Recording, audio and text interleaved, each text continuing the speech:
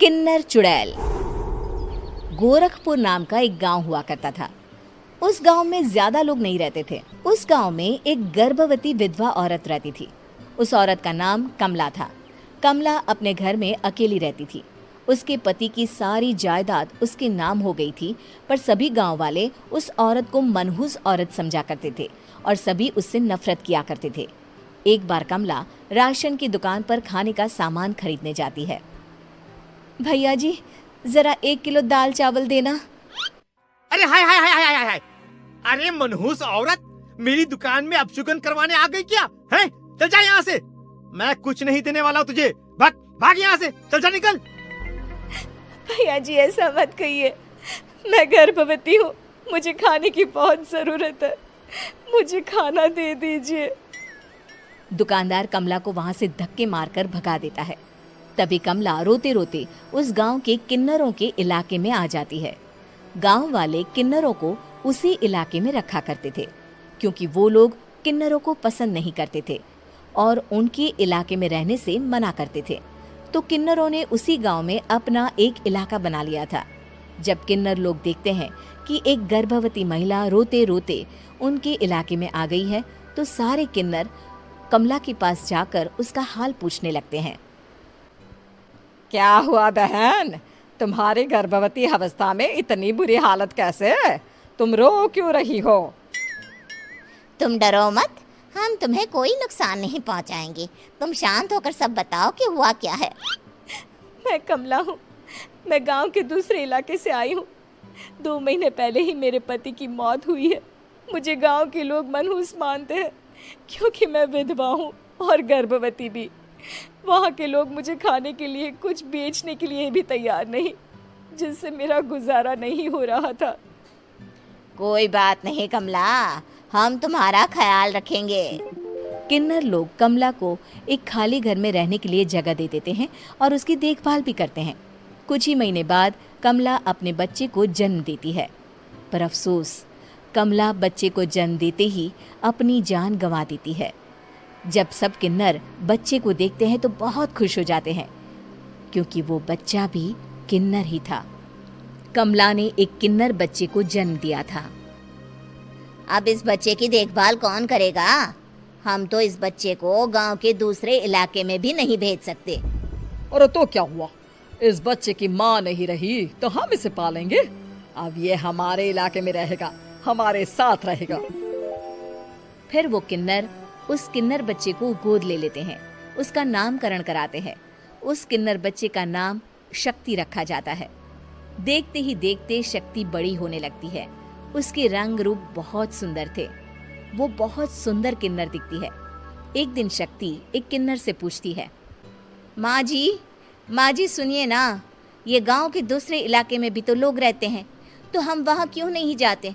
हम उनसे अलग क्यों रहते हैं? शक्ति, क्योंकि वो लोग हमारे जैसे नहीं, वो लोग हमें पसंद नहीं करते, इसीलिए हम उनसे अलग रहते हैं। क्यों? वो हमें क्यों पसंद नहीं करते? मुझे एक बार उस इलाके में जाना है। मैं एक बार वहां जाकर घूम कर आऊं। शक्ति, खबरदार, जो तू उस इलाके में कभी भी गई तो अपनी जान नहीं गंवाना चाहती तो उस इलाके में कभी कदम भी नहीं रखेगी, समझी? इतना कहकर वो किन्नर वहां से चली जाती है। शक्ति उस किन्नर की बात सुनकर बहुत रोती है। माँ जी, ऐसा कैसे कह सकती है? उन्होंने इतनी सी बात के लिए मुझे इतना डांटा। अब तो मैं उस इलाके में जरूर जाऊंगी। फिर एक दिन शक्ति गांव के दूसरे इलाके में चुपके से जाती है। ये लोग तो हमारे जैसे ही इंसान हैं, तो ये हमसे नफरत क्यों करते हैं? जब शक्ति उस इलाके में पहुंचती है तो गांव के सारे आदमी उसके रूप से मोहित हो जाते हैं। वो लोग ये अंदाजा नहीं लगा पाते कि वो किन्नर है। शक्ति की सुंदरता देखकर सारे गांव वाले उसकी तारीफ करने लगते हैं। तभी गांव का चक्कर लगाने गांव के जमींदार का बेटा हर्ष वहां पहुंचता है। हर्ष भी दिखने में बहुत सुंदर होता है। जब हर्ष ने शक्ति को देखा तो वो भी उससे मोहित हो गया, और जब शक्ति की नजर हर्ष पर पड़ी तो वो हर्ष को देखकर मोहित हो गई। आपको पहले कभी इस गांव में देखा नहीं। इस गांव में आप नए हैं क्या? जी नहीं, वो मैं बस। तभी शक्ति बोलते बोलते रुक जाती है और मन में सोचने लगती है, अगर मैंने इनको बता दिया कि मैं दूसरे इलाके से आई हूँ तो वो समझ जाएंगे कि मैं किन्नर हूँ, इसलिए मुझे इनसे झूठ ही बोलना पड़ेगा। शक्ति हर्ष को कहती है, जी हाँ, मैं इस गांव में नई आई हूँ, यहाँ अकेली रहती हूँ। वैसे आप कौन है? आप भी इसी गांव में रहते हैं? जी हाँ, मैं इस गांव के जमींदार का बेटा हूँ। आपको किसी भी चीज की जरूरत पड़े तो आप मुझे बता देना, मुझे अच्छा लगेगा।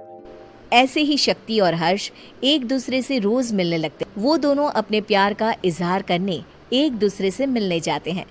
तभी शक्ति का पीछा करते करते एक किन्नर वहां आ जाती है। शक्ति, शक्ति, मैं तुमसे बहुत प्यार करता हूँ। मैं तुमसे शादी करना चाहता हूँ। क्या तुम मुझसे शादी करोगी? हाँ हर्ष, मैं तुमसे शादी करूंगी, पर मैं तुमको अपने बारे में एक सच्चाई बताना चाहती हूँ जो मैंने तुमसे छुपा कर रखी है। तभी उनके बीच में ही वो किन्नर आ जाती है।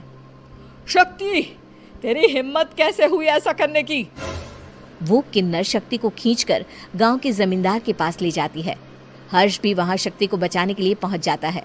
जमींदार शक्ति और हर्ष के प्यार के बारे में सुनकर गुस्से में आ जाता है और शक्ति को गांव के बाहर निकालने की सजा देता है। शक्ति ये बात सहन नहीं कर पाती और कुएं में कूदकर अपनी जान दे देती है।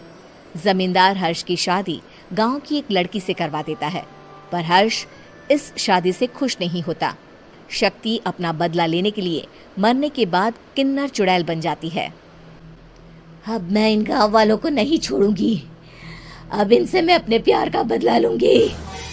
किन्नर चुड़ैल गांव वालों को परेशान करना शुरू कर देती है। एक बार वो रात को गांव के खेतों में पहुंच जाती है और वहां आग लगा देती है। सारी फसल जल के राख हो जाती है। जब एक आदमी रात को उठकर देखता है कि खेत में आग लग गई है तो वो वहां पहुंच जाता है। वो देखता है कि खेतों के बीचों बीच एक किन्नर चुड़ैल खड़ी है और वहां खड़े होकर ताली बजा रही है। गांव वाला किन्नर चुड़ैल को देखकर बेहोश हो जाता है। जब सुबह उस आदमी को होश आता है तो वो सीधा जमींदार के पास जाता है। अरे जमींदार साहब, अरे वो किन्नर चुड़ैल ने मेरी सारी फसल जला दी। अब मैं क्या करूंगा? क्या होगा मेरा? जमींदार चुड़ैल किन्नर का नाम सुनते ही सब कुछ समझ जाता है। अब वो बहुत डर जाता है। उसी रात को जब जमींदार डर के मारे अपने कमरे में सो नहीं पाता, तभी वहां अचानक से किन्नर चुड़ैल आ जाती है। किन्नर चुड़ैल जोर जोर से जमींदार के आगे खड़ी होकर हंसने लगती है और ताली बजाने लगती है। जमींदार उस डरावनी किन्नर चुड़ैल को देखकर बहुत डर जाता है। तूने मेरे साथ बहुत बुरा किया, अब मैं तुझे जान से मार दूंगी। नहीं नहीं नहीं नहीं नहीं, मुझे माफ कर दो, मुझे मत मारो। मैं कभी ऐसा दोबारा नहीं करूंगा। अब तुम जो बोलोगी वही मैं करूंगा। ठीक है, मैं चाहती हूँ कि किन्नर इलाका गांव के इलाके से जुड़े और गांव का कोई भी आदमी किन्नर समाज से द्वेष ना करे, उससे नफरत ना करे, नहीं तो मैं सारे गांव को मार दूंगी। और तुम गांव में एक नया कानून बनाओ कि अगर किसी ने भी किन्नर समाज को हानि पहुंचाने की कोशिश भी करी या इनसे भेदभाव करने की भी कोशिश करी तो उनको कड़ी से कड़ी सजा मिलेगी। हाँ हाँ हाँ हाँ, मैं ऐसा ही करूंगा। तुम जो बोलोगी वो मैं करूंगा, पर मुझे जाने दो प्लीज। तब वो किन्नर चुड़ैल वहां से चली जाती है। गांव का जमींदार किन्नर चुड़ैल का कहा मानते हुए दोनों इलाकों को एक कर देता है और नया कानून भी लागू कर देता है। तब से वहां किन्नर समाज और बाकी गांव वाले शांतिपूर्वक रहने लगते हैं।